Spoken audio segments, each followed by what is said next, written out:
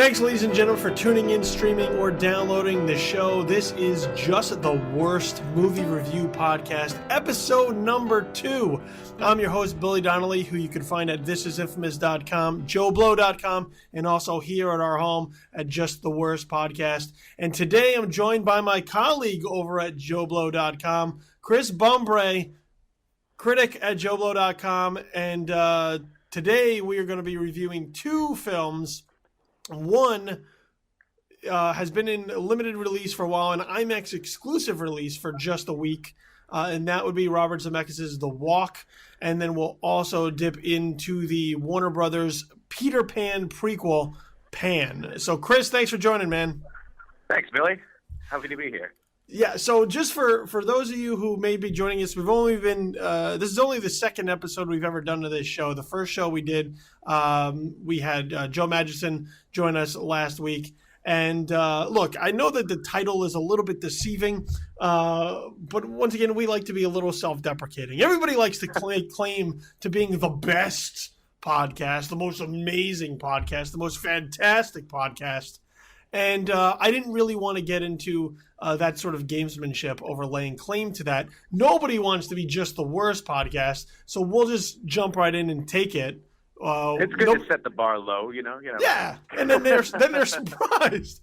But once again, every week we have myself and a rotating crop of critics, rotating group, bringing somebody new to give you fresh perspective, fresh point of view, fresh mindset on the latest new releases that are hitting the cinemas over the course of that weekend. So Chris joins us this week. Chris, highly qualified, been with Joe Blow for how long now?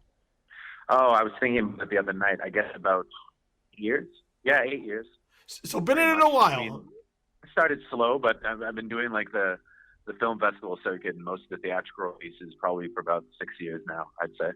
See, so we're not just bringing you just any poor schlub just off the street to say, well, let's just talk about movies. So, and I've been at it for, I think, 6 or 7 years as well now. My first film, I think, was this Transformers 2 is where I've started. Yeah, that was a great place to start. So here we have, once again, 2 people who you kind of know what we're doing. So as a result, you're in good hands as we move forward with the films that we're going to discuss. So let's jump right into it and get into it. So the first film that we're going to be talking about, like I said, has been in limited release for a week, an IMAX exclusive, and now we'll be hitting wide release this coming weekend. And that is Robert Zemeckis' The Walk. How much money did it make last weekend? Something like $25. So Robert Zemeckis' The Walk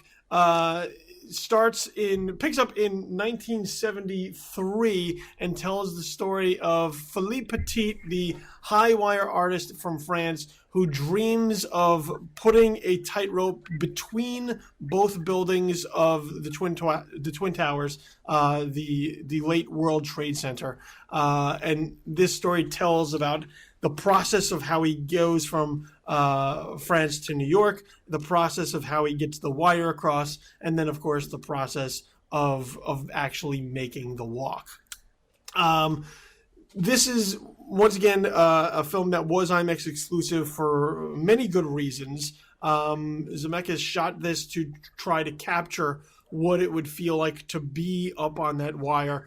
And many reports have stated people have either gotten sick or claimed vertigo from witnessing the walk from that perspective. So, Chris, I guess let's start with you. Right out of the gate, what did you think of the walk? What were your feelings kind of on the picture? You know, I liked it. I mean, I didn't love it. To me, it's not, an excellent film, but it was a good film. I mean, it really tanked badly, though. Funny enough, on IMAX, like it did really badly last weekend, which was a surprise because I thought it would do better, but apparently it got beaten by like one of those National Theater operas on Sunday.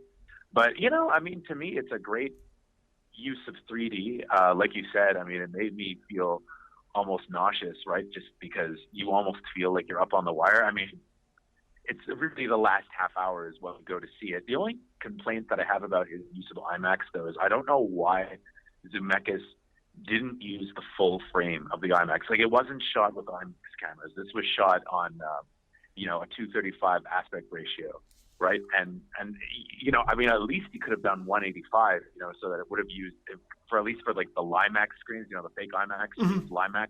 At least those digital IMAX screens would have filled the whole screen, but instead he shot it on 235, which is great for any other movie. But it's just, the thing is, you're really trying to set the stage and to induce the vertigo. And if that had been shot with IMAX cameras, or if it had even been shot at a higher aspect ratio, it would have really been stunning.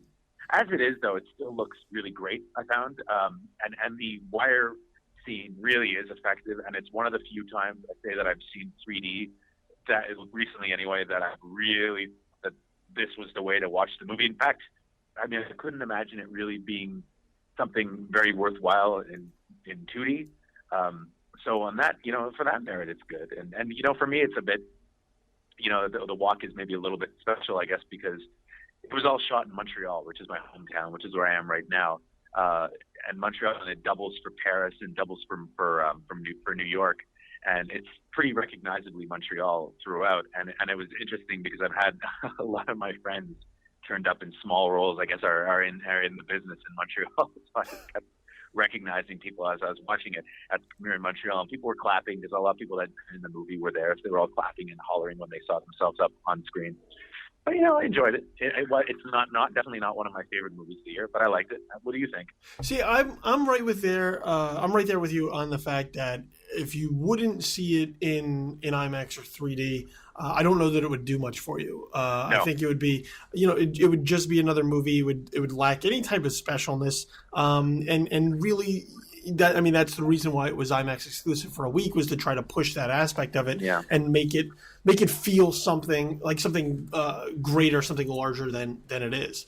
Like a road show, like they used to do with the old time like epic movies, like a road show. Yes. Thing where you would go and you'd see 70 millimeter, and it would sometimes be longer, and it would have an intermission, like Tarantino's doing with Hateful Eight. Yes. See, but for me, I had an incredibly underwhelming experience with The Walk, and here's where it is.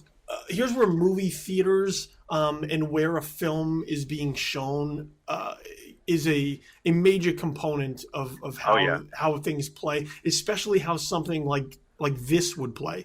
Sure. I saw it at a brand new digital IMAX, and so this is a retrofit.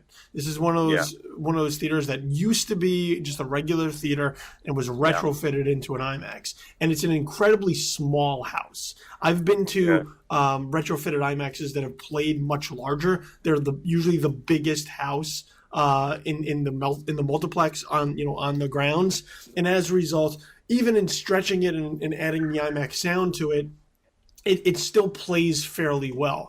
This was That's how I saw it. I saw it on a retrofitted IMAX as well, like a new one that had just been put in like about a year ago. There used to be another theater. But is it a big size house, or was it a smaller house? It was big, but it's not huge. I didn't find it was any bigger than any other screen in the theater. See, this particular theater is very small. So you're looking at maybe like 200 seats. So it is incredibly small. The theater itself, like the entire multiplex, I think is like 18 screens, but they're kind of right on top of each other. So even then, the sound I felt was scaled back as to not overwhelm probably the neighboring screens, because the IMAX sound will just blow it out of the water. And this was the first time seeing an IMAX 3D film that I'd experienced double vision, that I experienced ghosts, like ghost shadows.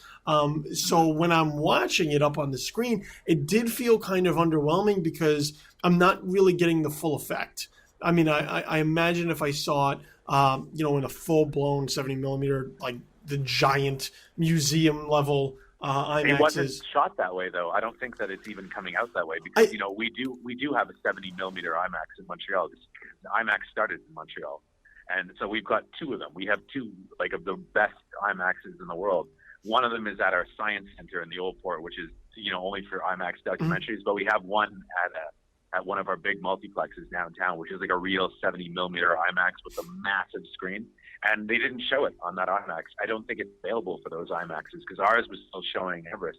So I don't know and that it's it still would. showing Everest now. Well, I don't know that it would. I think it would play better just because of the largeness of it. Like even though it's not filling the whole thing. No, it's matted off at the top and the bottom. Yeah, so.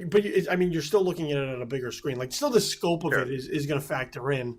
So watching it on this smaller retrofitted thing, it felt like as if I was just watching it on a regular 3D screen. Yeah. Like, it didn't feel large. It didn't feel like this incredible scale was there. And as a result, I was kind of like, that's it. Yeah. Well, I guess that's nice. And for me, the rest of the film isn't strong enough to carry that last 20, 25 minutes, which are supposed to really be the whole thing. And if that doesn't really come across, I think the movie is just kind of a disappointment to sit there and be like, well, it was a good attempt, but it didn't really do anything for me. Well, it's gimmicky. It's totally gimmicky. Yeah. But, to me, it worked the last 20 minutes. I mean, I did feel almost, a little nauseated watching that kind of thing at the height. And a lot of people have been reacting that way. So, I would say that it's worth seeing, just on the merits of those last 20 minutes. And the rest of the movie is still fine. It's still good. It's still entertaining. It's cute, I would say. I didn't particularly like Joseph Gordon-Levitt's performance too much. I thought he was kind of more Jacques Clouseau than an actual Frenchman, it was like the American idea of what a French person sounds like, I guess. I don't know. I mean, it was like you said, it's fine. It's a cute movie, and but it is very gimmicky. I don't think that it'll have much of a shelf life beyond theatrical. And I mean, it's worth noting that it really underperformed in IMAX. So I don't know. Yeah, what I found is that the movies that proclaim to be like this great step in the future of IMAX, I think they never are able to match up to the hype. Like, even going back to something like Avatar. Like, I remember Avatar was like, I think totally did though. I remember Avatar being like the next, like, oh my god, this is the greatest thing ever. And I walked out of it and I was like, that's not bad. And then in retrospect, you look at it and you're like, I'm not as crazy about it as I once was. It was huge, though. I mean, hugely successful. At that point, it was. And I mean, it's one of the good. I mean, for me, the good IMAX movies are the ones that shoot in 70 millimeter and use full frame. Avatar was a good one. Interstellar used the full frame too. That was great. And and Ghost Protocol as well. Mm-hmm. Those were really worth seeing in IMAX. I mean, it was a disappointment that Rogue Nation, as much as I liked it, and I liked it a lot, and it stands on its own, it's a disappointment in that, it's not a real IMAX movie. But, to me, those are the really impressive IMAX films. There have only been a handful. Well, yeah, they're usually they try to just, they use it for bits and pieces, even like what Nolan did with the Batman films, where he used it in bits and pieces, because of how restrictive it is in a number of aspects. I think they're trying to use it more, figure out other ways that they can factor it in by shooting more with it. But it does present a unique set of obstacles to try and do it. You're perfect to talk on this show about this particular movie because of you being in Montreal. I've been up in Montreal. I know what Montreal is like. It's a very cool place. And it is a unique place because of the fact that you have English, you have French, and a mixture of both. So to kind of speak on Gordon-Levitt's performance as Philippe Petit, even I, as an American, found it not jarring, but just an odd casting choice, because it seems like, and not to say like, actors can't disappear into the roles, but I never felt like he disappeared into the role. He felt more like Joseph Gordon-Levitt really, really trying hard to get this French accent over and make himself seem like this guy. Yeah.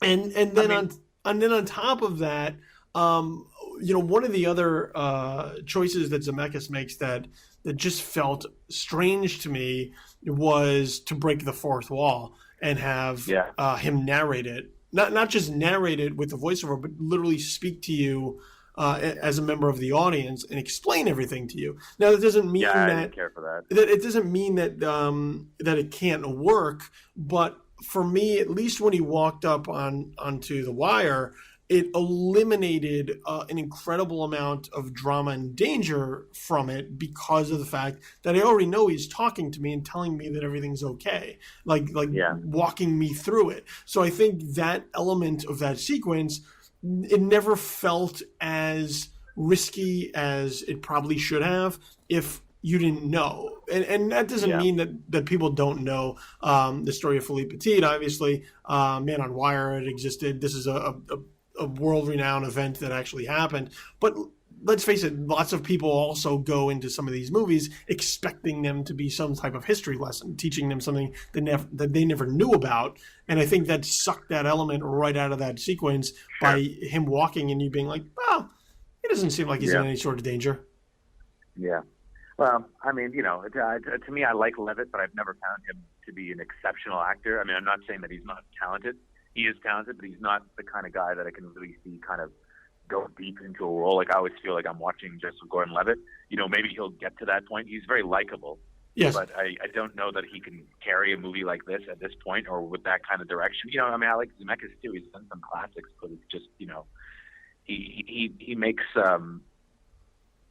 he makes his movies for a really wide audience, right? So they're not very subtle, and it just kind of beats you over the head and tries to, they're trying very hard to entertain you, but that in itself sometimes can be a little bit grating or old-fashioned seeming. But I don't know. I mean, to me, but like you said, it was a fine movie. I enjoyed it, and I think the audience that I saw it with liked it too. I'm surprised that it's done as badly as it has. We'll see how it does this weekend, but it's it's a fine movie, but it's not much more than that. I mean, I definitely don't see it getting any Oscar nominations at all. No. I mean, I'm not surprised it didn't go to TIFF. It opened New York too, and I imagine that it must have been, that was more of a promotional thing, I think, than anything. That on its merits, it's not an award caliber movie, but it was fine. I didn't dislike it. I was fine with it, but not more than that. The one standout I had from the film, though, was that I want to see James Badge Dale in more things. Well, I've always felt that way. I mean, I thought that James Badge Dale in The Lone Ranger should have actually been the Lone Ranger. I thought he was the best part. I thought he was the best part of the movie as his brother. That was like a real cowboy. This guy should have been the star. He is like that. He kind of tends to blow people off the screen. And it's funny. I just watched The Departed again not long ago. It's been 9 years since I saw it. I only saw it when it was in theaters, and I hadn't watched it since. When you review a lot of movies, you don't often get the chance to revisit movies. And I was surprised that Matt Damon's kind of number 2 guy in that movie is James Badge Dale. Yeah, he just kind I didn't even realize. He just kind of blends into the fabric of the film sometimes, and then there are cases like this where he's a New Yorker, so you have kind of all these Frenchmen coming over who are much more subtle, I guess, a little bit more reserved as far as how they act. They're just trying to blend in. Once again, they're trying to be able to finagle this walk from happening. So they're very low key. They're trying not to cause any attention to themselves. And here's this New Yorker who becomes an accomplice in their crew, who is about as New York as you could possibly get here. Like, he's trying to smooth talk. He's very loud. And there's a charisma to him. You kind of gravitate towards this guy. And I was like, I would actually like to know more about this guy just running his little shop, his little electronic shop, than kind of anything that Zemeckis drew me into for Philippe Petit. I was like, I would watch a whole movie here about James Badge Dale's character than I prefer to ever watch kind of The Walk again. I'm not surprised he used James Badge Dale also. I mean, if you remember in Flight, he had one scene in Flight, but it was the best scene in Flight, where he's playing that terminally ill guy, and he shares a cigarette with Denzel Washington and Kelly Riley, and kind of tells them, what idiots they are for throwing their lives away because he's dying, and I thought that was, I thought he was amazing in that movie, just that one small scene. So I'm not surprised that Zemeckis reused him. I think he's just one of those guys. He's, a well-kept secret in Hollywood. He's the kind of guy you can put in to pretty much any role, and he'll always kind of pull it off. Yeah, he's the guy that you see him, and every time you see him, you're like, man, I wish I saw that guy in more things. That guy's really good. And then you see him later on, you're like, once again, you recall to yourself like, man, I wish I saw that guy in more things. And that's the conversation just becomes this cycle of, man, I recognize that guy. Why isn't anybody using this guy more? Because he's really good. Actor. He's just a good character actor, I think. That's his niche, you know. Yeah, well, every once in a while, those guys catch a really solid break, and they go from character actor to something else. So, well, like Michael Shannon. Yes, like Buscemi. You know, there are those guys who just they work a lot. They're good at what they do, and you are never disappointed with their performance. Sure. And you hope to see more of them, and you never think about them until you see them. No, like you're never like kind of being a good actor though. Kind of disappears into the fabric of the movie. That's a good thing. Okay, so not a recommendation of The Wire for me. I think if you happen to catch it in the right presentation, it may do something for you. A marginal recommendation from me, I'd say. So The Walk, there are better uses of IMAX and 3D out there for you to check out. So if The Walk doesn't particularly speak to you, you're not going to miss all too much if you ultimately decide to pass on it. The other film, which is an interesting film in the way that here's a film that I didn't, or a story that I didn't necessarily know anybody ever really wanted to be told. But Joe Wright decided that he's going to tell it anyway. And this is Pan, which is a prequel to the Peter Pan story. Before Peter Pan is Peter Pan, before there's a Captain Hook, kind of an introduction into Neverland, and really tells the story before the story that has been already kind of done to death. Levi Miller stars as Peter Pan, or Peter, who will become Peter Pan, with Hugh Jackman as Blackbeard. Garrett Hedlund is James Hook, once again before Captain Hook. Rooney Mara is Tiger Lily, and there's what I found to be a really bizarre appearance by Amanda Seyfried as Peter Pan's mother. Cameo. I not to mix words at all, I absolutely could not stand Pan from beginning to end. I found it to be an unnecessary film. I mean, like so many films are, but I found it to be much like kind of the Star Wars prequels, a story that people might have thought on paper would have been cool, but in execution you realize this is a story this is the reason why nobody ever told this story, is because it's not very good. And I found it to be ugly. It looked like Avatar if you just washed all the color out of it. And just a film that I cannot understand why anybody thought this would be good, because all the magic of Peter Pan is in just Peter Pan and Tinkerbell and Neverland and Captain Hook and the crocodile and all of that. And to kind of try to walk it all back and explain how we got to that point, it just feels so mechanical. It just feels so blah, that as you watch it, you're just like, I wish I would have just saw the 75th iteration of trying to tell Peter Pan again. Well, you know why they made it? I mean, they made it because Maleficent did that for Sleeping Beauty and Oz did that for Wizard of Oz, and they made money. You know, I mean, that's why they did it. It's simple, but I don't understand why Hollywood keeps going back to the Peter Pan well, because it's never paid off. I mean, Hook was Steven Spielberg doing Peter Pan, right? And Hook was a disappointment. So if Steven Spielberg can't really do Peter Pan, then why is anybody else even trying? I mean, P.J. Hogan, you know, people forget, did a huge budgeted version of this movie 10 years ago, right? It was massive, and it made like 10 cents. It was a huge flop. Nobody went to see it. Nobody liked it. And then you've got, you know, now Joe Wright is doing it, and it's just, you know, and you also had the Peter Pan musical that was on the air last year. With NBC did the live musical. Yeah, you know, and it's just, you know, the story, they keep doing it over and over again. They keep going back to the same well, you know, and it's, I mean, I didn't dislike it as much as you did. I was kind of fascinated by it in kind of a how did this get made kind of way. I mean, it's crazy. The first half hour of the movie is just bug nuts insane, right? I mean, you have, it's like Oliver Twist on crack, watching him in the orphanage, and then he gets to Neverland and they're singing "Smells Like Teen Spirit," and then Hugh Jackman starts singing, as Blackbeard, and then I realized why he had signed on to do the role, probably so he could sing. And he camps it up and just like really, really goes overboard. But it's fine. He seems like he's having a great time. Then, for me, the last hour and a half of the movie just wasn't nearly as interesting because it kind of devolved into another kind of chase adventure movie. But I mean, it's really, really, really, kind of a ripoff of Star Wars. I mean, Hook in the movie is pretty much Garrett Hedlund is playing Han Solo. It's like an audition for Han Solo.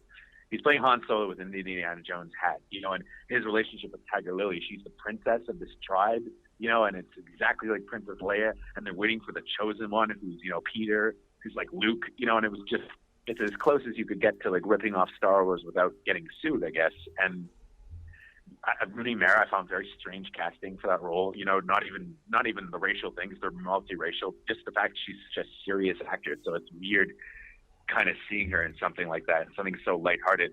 Garrett Hedlund I liked, but his whole thing, he was trying to sound, I guess, like John Huston, and he had that really kind of overboard way of talking like this. Yes. He was trying to sound like John Huston almost, and I didn't like that. I thought that was a little too affected. I guess though it kind of fit into the whole over the top thing about the world. I mean, but then again, I liked some of the crazier touches. But you have to wonder, like, how this ended up in a kids' movie, right? Like, the fact that they're mining for pixie dust, right? And then Hugh Jackman as Blackbeard is smoking it like crack or like opium. I mean, I turned to my friend at one point and I was like, why doesn't he just crush it up into powder and then like cut it into lines and snort it like cocaine? I mean, it's almost, maybe that would have been too far, I guess, but it's like they're almost there, right? It's just like, just some crazy stuff in that movie, which is the part of it that I liked, I don't think kids are going to like it very much, though. They didn't seem to enjoy it too much at the Saturday morning screening I sat through. But again, no, I didn't hate it. And I went with two friends, and one of the friends absolutely hated it as much as you did, and the other friend thought it was great. So, and they're both kind of discerning, film buffs, and I don't know. I mean, it's I would definitely not go see it in the theater. It's definitely not worth that. But if you're watching it on Netflix one day and you want to see like you're smoking some weed or something like that, and you just want to see how crazy a mainstream Hollywood movie can get, you can turn it on just to be kind of amused by that. But again, you have to wonder why anybody thought that would work. At Warner Brothers, putting $150 million into it. Like, why did you think people would want to see this?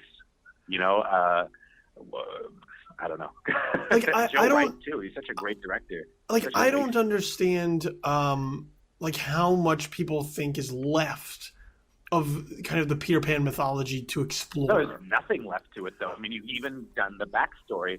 You've even had Finding Neverland, which has been milked to death. It was a movie, and now it's a Broadway play, and there's really nothing left to it, though. You've just been so. It's like doing another version of the Three Musketeers, right? Like, it's just this story we've heard it so many times that we know it beat by beat by beat.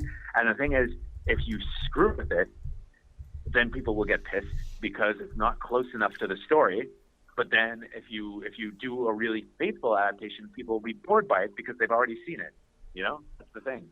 No, I mean, look, as far as Peter Pan is concerned, I mean, there's two versions of it, that people hold dear. They hold the Disney animated film, and then they hold the musical, the Mary Martin musical. And those are really the two standards. And I think that's all Gen the Peter Pan tends to like, and then a certain generation, the new fanboy generation, seems to hold Hook dear a bit. I guess most of them, I guess, are a bit younger. They weren't around when it came out originally, and when it was, and when people didn't like it when it came out. And now it's kind of one of those movies. I guess they saw it on cable a lot when they were kids, so now they kind of look at it and they're like, oh, it's there's that aspect. There are people that do Hook. My wife is somebody who holds Hook dearly. And you watch it again now, and it's not. No, and she was somebody who was in that age with that. Like I saw Hook, and Hook is what, like 90 maybe or something like that. 91. So, so I was 11. I was 9 when it came out. No, I was 10 when it came out. So I wasn't young enough, or like I had no taste I can still kind of discern like,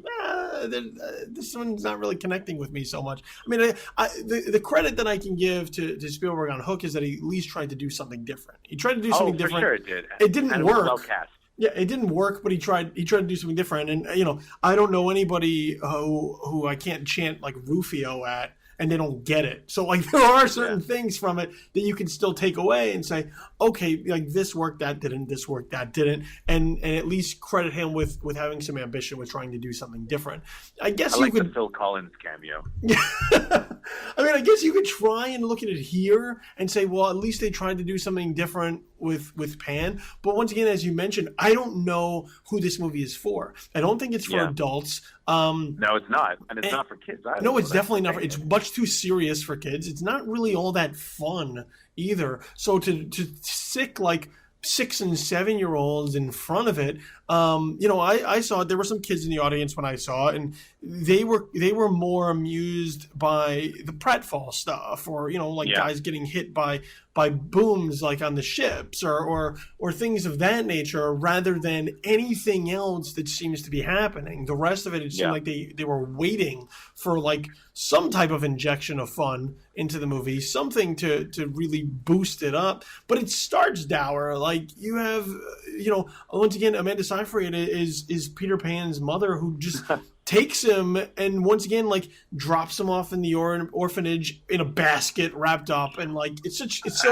an old cliche too. I hate seeing that in movies where it's just leave the baby on the doorstep in the basket and hope somebody comes along. I mean, it's such an old that's imagery that somebody pulled out of Dickens, and it's just it's never been updated. It's just so it's just so cliche. You just look at it and I was like, as soon as that, like, and this is like within the first 2 minutes of the film, like that happened, and like immediately it was like, oh God, not again. Yeah, you sink in your seat, and it was a Saturday morning after being out drinking on Friday too. So, you just see that, and you're just like, oh, like this is where we're going. And then as you mentioned, it's this really it's a bizarre orphanage too. Like the head, like the head mother of the orphanage, like the head sister, the head nun, is like selling off orphans to pirate ships that are coming in from this strange, mysterious world. Like it's so bizarre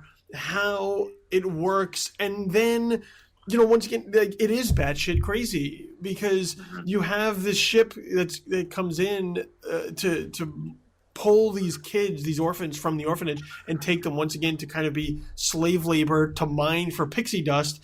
And they become engaged in an aerial battle with and killing all the kids too, though. Just letting them just walk off. Like these kids die when they get caught stealing or whatever, and they have to walk the plank. I mean, these kids get killed. Yes. I kept expecting them to come back or something, or to be somehow sitting in like a field somewhere or something like that, or to become the Lost Boys or something. But these kids get killed. No, they're sacrificed. They are sacrificed on a daily basis to like send a message to the rest. But even before that, there is an aerial battle between a flying pirate ship and like bomber planes over the skies of London.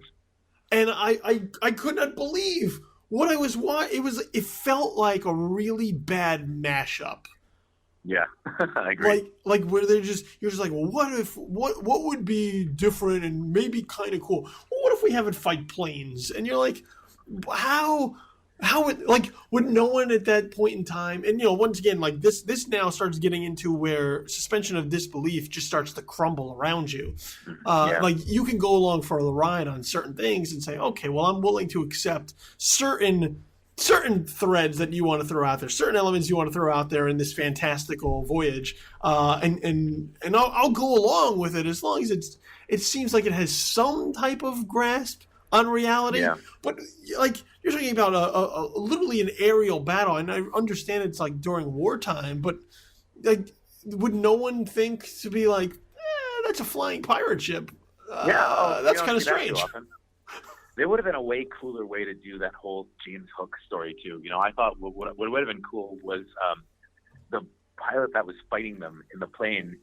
He should have like bailed out and ended up on the ship or something like that, and then had him be like Hook or something, like a real cool way to bring this guy in from another world and make him kind of like the hero type character. You know, they could have done it a lot more interesting than they did. They don't never really explain where Hook is from in the movie. You know, and there's no hint that he's ever going to become a bad guy. You know, and it's, I don't know, whatever. Just boring. Just, you know, whatever. I mean, it's just one of those movies. Nobody's going to remember it though. In a month from now, it's going to be. I think people who see it, I think will remember it as that really poor attempt to try and create, once again, in a prequel trilogy. Like, ultimately, that's what you're looking at doing, is creating a prequel trilogy. Because they'll do another Peter Pan in 10 years, though, or earlier. Or there'll be a show. I mean, like, the Hook stuff, to me, was bizarre, because he just shows up, which is fine, except he shows up in a mine filled with kids. You're like, how long has he been there for? Did he grow up there? Or?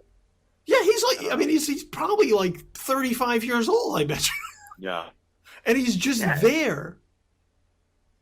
I don't know. Weird. And then they start throwing in kind of these like fan service moments. When he's got a hook and I know. Yeah, so like you know, like there's a point where he his first meeting with Peter Pan is like there's kind of like in the bowels of the caves, like they're getting ready to like rest for the night, and he takes his pickaxe and he's telling him like it's too blunted, like you're gonna break your wrist, you have to sharpen it, and he reaches behind, and what's there, of course, conveniently, is a hook for him to sharpen it, and you're like, oh, I get it, there you go, you thought you were clever, but you're not. Yeah. And there's moments like that repeatedly that are kind of thrown into the film. Like they kind of just throw Tinkerbell into the film, and they throw the crocodile into the film. And I think Peter has a line where even when he's talking to Hook and he's delaying, you and I will always be friends. Yeah, but he says that. But then I think he's also like, he also says to him, he's like, tick tock, and you're like, oh God, when will this end? The potential sequel, but it'll never happen. No, because I don't know that there's enough. First of all, I don't know that there's enough interest in the film. Period. I don't think there's any. But also, like, I don't know that there's enough steam behind it to get anyone all that interested in how does this eventually fall apart. I don't think anybody was interested in it in the first place, though, and I don't think anybody that goes to see it is going to be interested in seeing a follow-up. No, it's one of those. It's like one of those situations again where like Hollywood's trying to over-explain things. Yeah. And the fact that Captain Hook and Peter Pan just really seem to start as enemies, just mortal enemies, well, I think everybody's okay with that. Like, oh, it's good, it's evil, too. They're on the opposite sides. That's how the world works sometimes. It's a classic tale. But to now, like, start Hook as kind of being this good guy and friends with Peter Pan, and at some point something happens to make him veer, like this idealistic view of the world where everyone is inherently good, and in order for somebody to go bad, something has to happen to direct them in that way.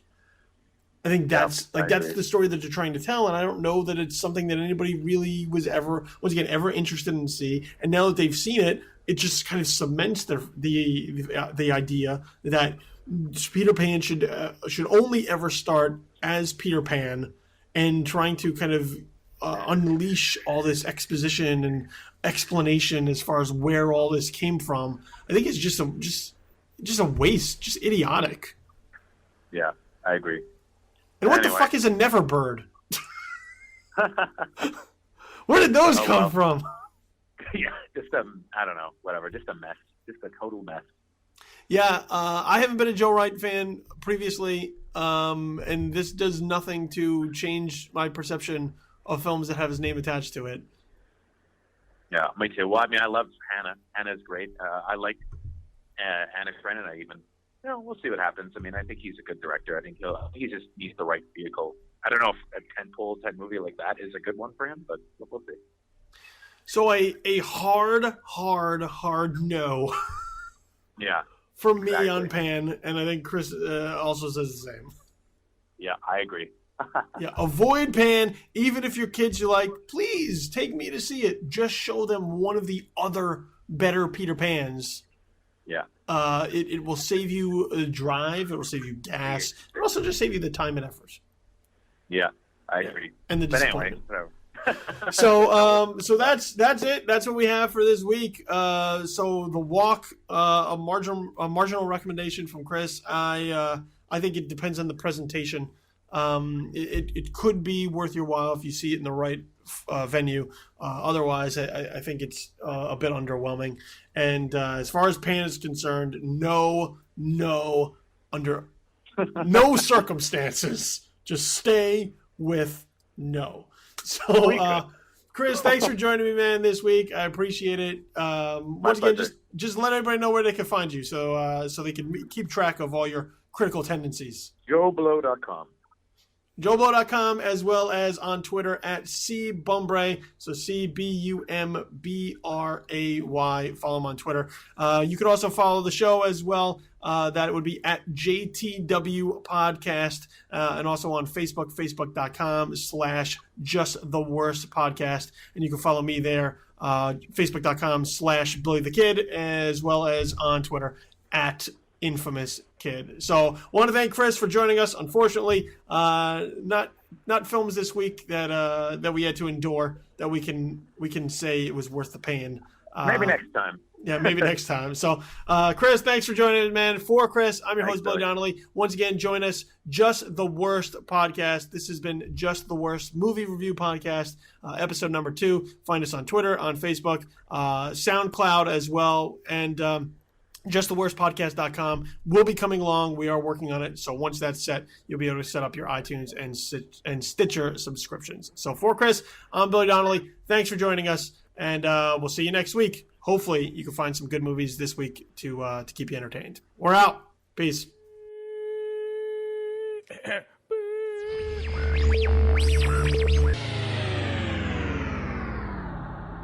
Just the Worst Movie Review Podcast, episode number 2, has been a presentation of Just the Worst Podcast